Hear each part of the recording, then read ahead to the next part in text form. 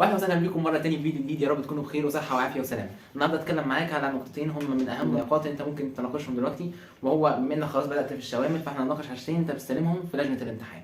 انت بتستلم بابل شيت وبتستلم كتيب المفاهيم، فترى ازاي تقدر تستفيد بيهم وتدرب نفسك عليهم اقوى تدريب في الفتره دي. مش طالب منك الا لايك وشير وسبسكرايب وتدي لاخواتنا في غزه. سمي الله صلاه والسلام. يلا بينا.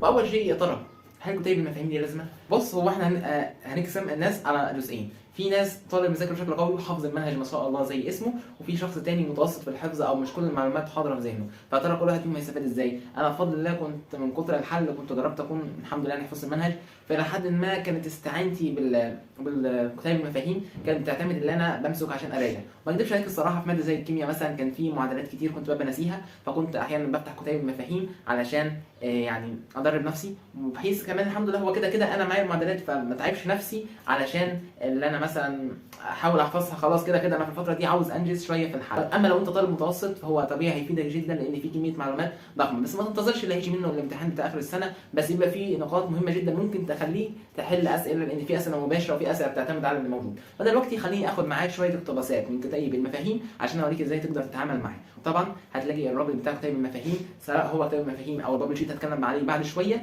في جروب التليجرام ان شاء الله. وزي ما انت شايف ده كده شكل كتيب المفاهيم زي ما هو نازل على موقع الوزاره. هو لغايه دلوقتي ده مش اخر تحديث، بس احنا دايما بنحب اللي هو خلاص خليك مستعد في الفتره دي على اللي موجود. فانت اول ما هتفتح الكتاب كده هتلاقي فيه طبعا كل المواد. هو الكتاب بيكون ضخم ضخم بمعنى الكلمه. فمثلا احنا عاوزين نشوف ماده زي ماده اللغه العربيه. حقيقه المواد اللغات بالذات ما توقعش انك هتستفاد بيها الى حد ما، لان ما فيش معلومه هتفيدك في الامتحان او ممكن تلاقيها. فصراحه الى حد ما بشجعش جدا يعني الشغل من اللغات من كتيب المفاهيم، بس ممكن تستفاد عادي. فعلى فرض مثلا انا شايف ان اكتر شيء مميز في كتيب المفاهيم في اللغه العربيه بالذات هو النحو. هتلاقي هنا النحو وهو هيبقى مقسمه لك كذا وحده، وفي كل وحده تلاقي عليها شويه معلومات. مش هتبقى اقوى شيء ولا حل اسئله تكون منتظره، ولكن ربما تلاقي نقطه تفيدك في حل سؤال.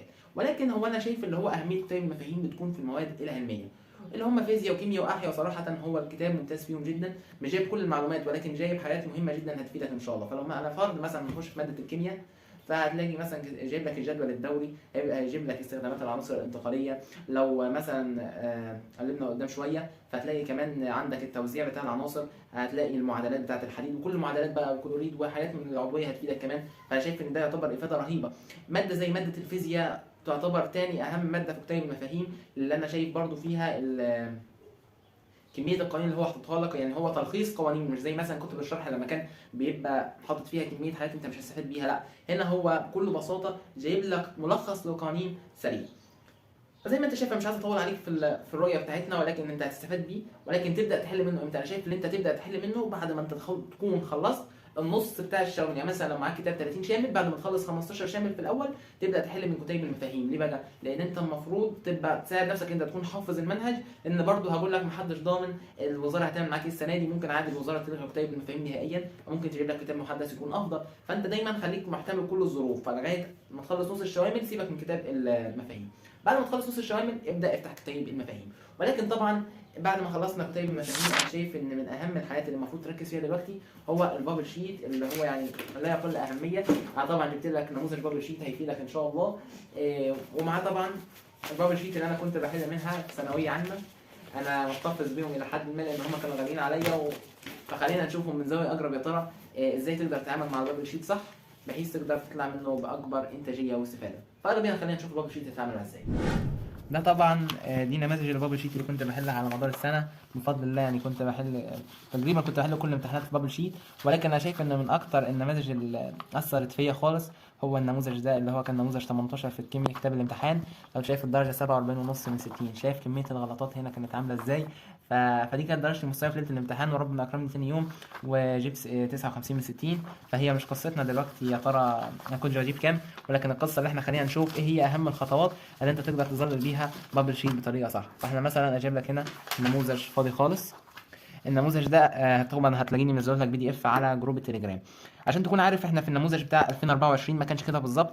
هو كنت هتلاقي مثلا الدايره اللي زي دي هتلاقيها الى حد ما مستطيل بالرسمه دي بالظبط، بس هتلاقيها بقت اصغر بكتير.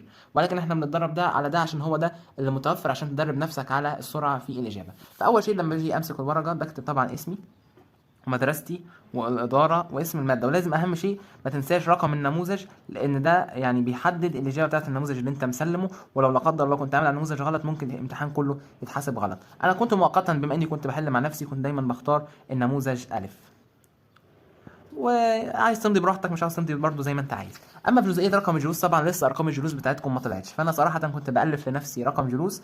انت عايز تالفه برضه عشان تبقى في سرعه في الاداء، فدايما كنت بكتب في البدايه 410 لان ده المجموع الكلي في ثانويه عامه، فكنت بدعي ربنا يكرمني بيه، وبعد كده كنت بكتب تاريخ ميلادي علشان تبقى كده بالظبط زي رقم الجلوس. بس هتيجي بتظلل، بتيجي مثلا عند رقم 4 وتروح عامل نقطه صغيره، بعد كده عند 1، بعد كده عند 0 1، وتيجي هنا عند 7 مثلا وتظلل. بس كده احنا عملنا يعني نقط بسيطة علشان لما نيجي نظلل تكون بشكل اسهل. فبعد كده عادي بظلل على رقم الجلوس، بس انا بعمل الخطوة الاولانية دي علشان ما اغلطش يمكن في الترقيم بتاع الارقام. بعد ما ضغطت طبعا رقم الجزء دلوقتي هيبقى عندي الورقه اللي فيها الاسئله اللي هجاوبها كلها. طبعا انت وانت في الامتحان لازم الورقه دي ما تلمسهاش خالص غير بعد ما تكون خلصت حل الامتحان بالكامل، فانا ما ينفعش اظلل سؤال بسؤال لان انت كده اكيد في اسئله ممكن تحتاج انك تغيرها. فاحنا بنمشي بالاساس التالي، انا ببدا خلصت الامتحان الحمد لله، بيبقى عندي نوعين من الاسئله، في اسئله انا متاكد منها بشكل 100% وفي اسئله انا ممكن اكون شاكك فيها. فانا الاسئله اللي انا شاكك فيها دايما بحب اعلمها بالرصاص علشان لو حبيت اغير الاجابه، لكن لو كان سؤال انا متاكد منه 100% بعلمه بالجاف. كنت بحب اظللهم نقطه بنقطه، ولكن ده طبعا بعد ما انا خلصت وراجعت على الامتحان اكتر من مره. فمثلا انا عن نفسي ما كنتش من المحبين اللي انت ظل الامتحان برصاص في الاول بعد كده بجاف وهكذا، دي كنت شايفه ان هي بتضيع وقتي، فكنت لو سؤال متاكد منه على طول كنت بظلل. اما في التظليل فانت حاول تخلي الدايره الى حد ما يعني منتظمه، هو مش طبعا انت مش كمبيوتر عشان تطلعها بالظبط زي ما هي، ولكن حاول على قد ما تقدر، ودايما بالتدريب الكتير هتبدا تتغلب على نقطه مثلا انك مش عارف تملا الدايره صح، وهتلاقي نفسك عارف تملاها.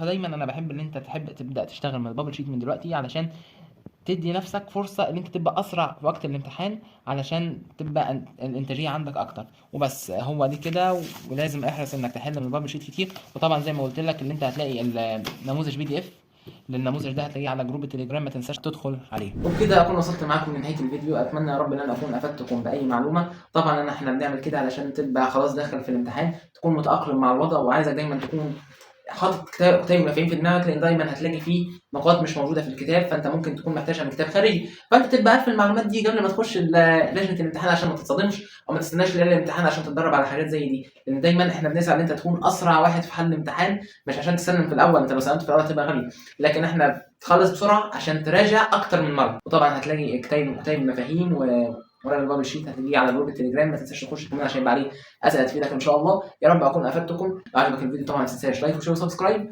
واتمنى لكم التوفيق، والسلام عليكم ورحمه الله وبركاته.